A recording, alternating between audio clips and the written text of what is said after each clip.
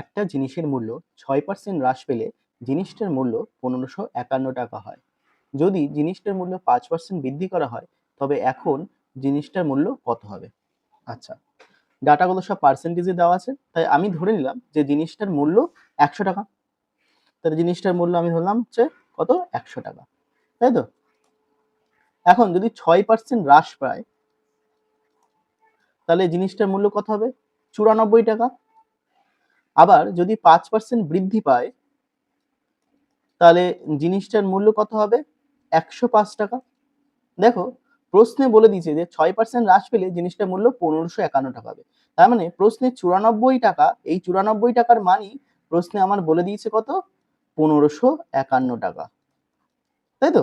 তাহলে 105 টাকার মান কত, এইটা আমাকে বের করতে হবে।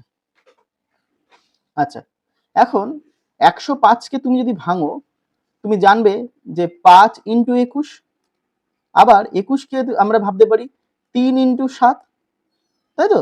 তাহলে আমরা বুঝতে পারছি যে আনসার যেটা হবে নিশ্চয়ই সেটা 3-এর মাল্টিপল বা 7-এর মাল্টিপল হবে। তাহলে আমি ক্যালকুলেশন না করে আগে দেখিনি যে এখানে 3-এর মাল্টিপল কোনগুলো আছে। তাহলে 3-এর মাল্টিপল চেক করে বা 7-এর মাল্টিপল চেক করে কিন্তু আমি আনসার বের করে দেওয়া সম্ভব। এবার 3-এর মাল্টিপল আমরা কি করে চেক করি?